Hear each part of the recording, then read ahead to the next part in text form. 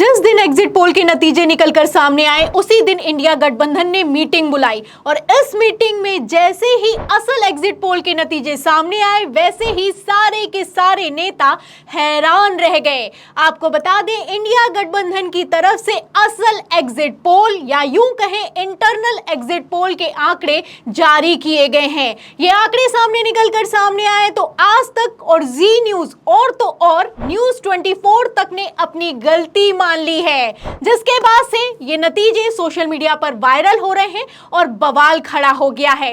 खबर तो ये भी है कि गृह मंत्री अमित शाह ने फोन करके धमकाया है। तो अमित शाह ने क्यों धमकाया है और इंडिया गठबंधन ने क्या चौंकाने वाले आंकड़े पेश किए हैं, मैं आपको दिखाऊंगी। लेकिन उसके पहले 2004 का एग्जिट पोल दिखाती हूं, जिसे 2024 में रिपीट करने की कोशिश की जा रही है। 2004 का आप एग्जिट पोल देख सकते हैं। इसमें जितने भी एग्जिट पोल हैं, आज तक हो, जी न्यूज हो, स्टार न्यूज हो, सहारा हो और यहां तक एनडीटीवी ने भी भारतीय जनता पार्टी को पूर्ण बहुमत दिया था। एग्जिट पोल के नतीजे निकलकर सामने आए, भारतीय जनता पार्टी ने खूब खुशियां बनाई। लेकिन जैसे ही असल नतीजे निकलकर सामने आए वैसे ही बीजेपी के पैरों तले जमीन खिसक गई। आपको बता दें, अगर 2004 की बात की जाए तो एनडीए को 187 और कांग्रेस समर्थित यूपीए को 216 सीटें मिली थी।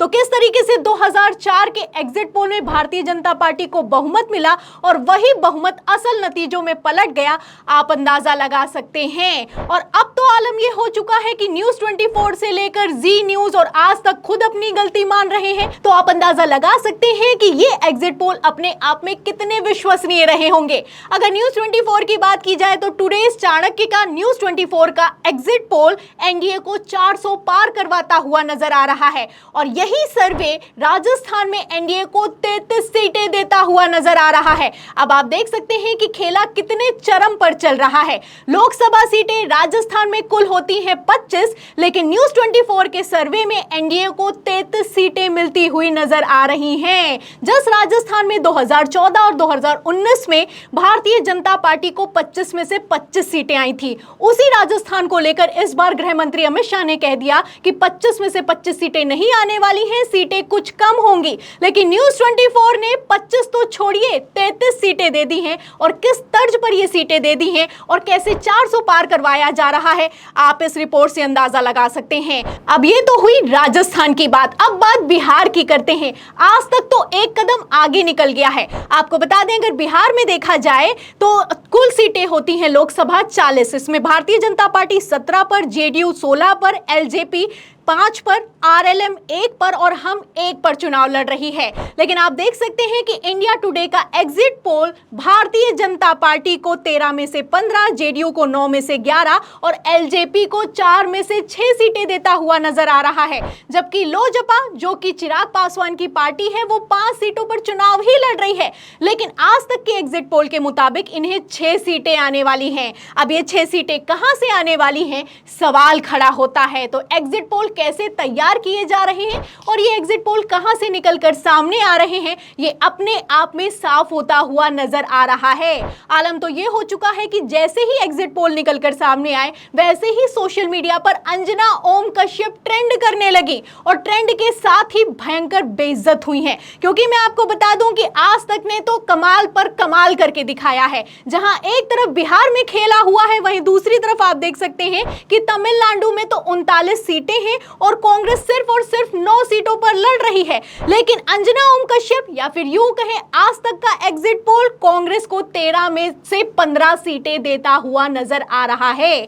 अब ये 13 से 15 सीटें कहां से आ गई, सवाल खड़ा होता है। तो ये सर्वे, ये रिपोर्ट, ये एग्जिट पोल अपने आप में साफ करते हुए नजर आ रहे हैं कि आखिर ये किस तर्ज पर तैयार किए जा रहे हैं। अब इसी को लेकर इंडिया गठबंधन ने मीटिंग की है और ये मीटिंग एग्जिट पोल जिस दिन आया है उसी दिन की गई है। ये मीटिंग उसी दिन इसलिए की गई है क्योंकि मैं आपको बता दूं कि इंडिया गठबंधन ने अपने इंटरनल एग्जिट पोल तैयार किए हैं। ये एग्जिट पोल रैली, जनसभा, कार्यकर्ताओं ने लोगों से बात करके तैयार किए हैं और इसमें जो नतीजे निकलकर सामने आए हैं उसको लेकर इंडिया गठबंधन ने दावा किया है कि इसमें से एक भी सीट कम आने वाली नहीं है। देखिए, आम आदमी पार्टी के सांसद हैं संजय सिंह, जो सर्वे के नतीजे हैं, जो इंटरनल रिपोर्ट इंडिया गठबंधन की मीटिंग में सामने आई थी उसको उसको शेयर भी करते हैं और शेयर करते हुए लिखते हैं कि मोदी के एग्जिट पोल पर ध्यान मत दीजिए। इंडिया गठबंधन की बैठक में सामने आया जनता का एग्जिट पोल।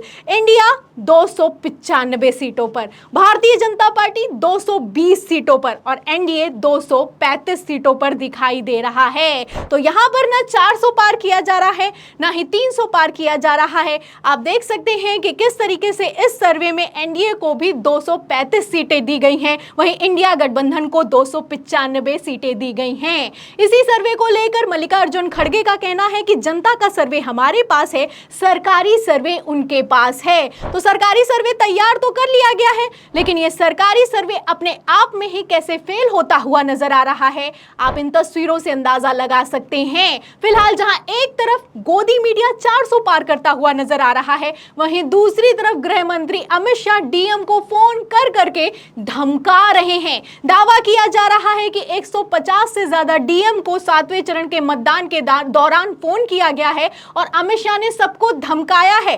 अगर 400 पार हो रहा है तो ये धमकाने की क्या ही जरूरत हुई, सवाल खड़ा होता है। देखिए खबर भी मौजूद है, इसमें लिखा भी है कि अमित शाह ने सुबह से 150 डीएम से बात की है, रिजल्ट से पहले उन्हें डराया और धमकाया जा रहा है। इसको लेकर जयराम रमेश ने बड़ा खुलासा किया है, इसके बाद से तो बवाल मच गया है। तो फिलहाल एग्जिट पोल निकलकर सामने आ गए हैं और इन्हीं एग्जिट पोल को लेकर संजय सिंह ने बड़ा दावा किया है। संजय सिंह का कहना है, पहला तो ये एग्जिट पोल पूरी तरीके से झूठे हैं और दूसरा ये हवा बनाने के लिए और नौकरशाही पर दबाव बनाने के लिए और तो और विद्रोह को रोकने के लिए तैयार किए गए हैं। देखिए एग्जिट पोल पर कहना है संजय सिंह का कि क्या उन्होंने ईवीएम या प्रक्रिया में हेरफेर किया है कि वास्तव में उन्हें ये सीटें मिलेंगी और वे आज इसे उचित ठहरा रहे हैं कि ईवीएम में हेरफेर की तैयारी कर ली गई है, इसीलिए इस तरह के एग्जिट पोल तैयार किए गए हैं, संजय सिंह का कहना है। आगे वो कहते हैं कि क्या वे नौकरशाही पर कुछ गलत करने के लिए दबाव डालने का संदेश भेज रहे हैं,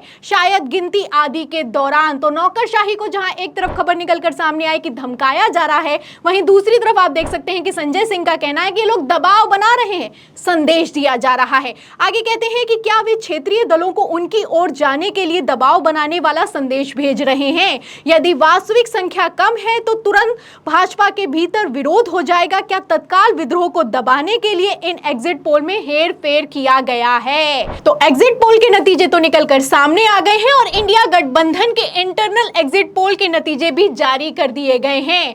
एग्जिट पोल जो कि गोदी मीडिया के हैं वो तो एक्सपोज हो रहे हैं, लेकिन वहीं दूसरी तरफ गृह मंत्री अमित शाह हैरान परेशान दिखाई दे रहे हैं। अब सवाल खड़ा होता है कि क्या ये परेशानी 400 पार ना कर पाने की है, क्या इस बार बड़ा खेला होने वाला है और क्या इस बार 2004 की तरह 2024 में भी सारे के सारे एग्जिट पोल पलटने वाले हैं।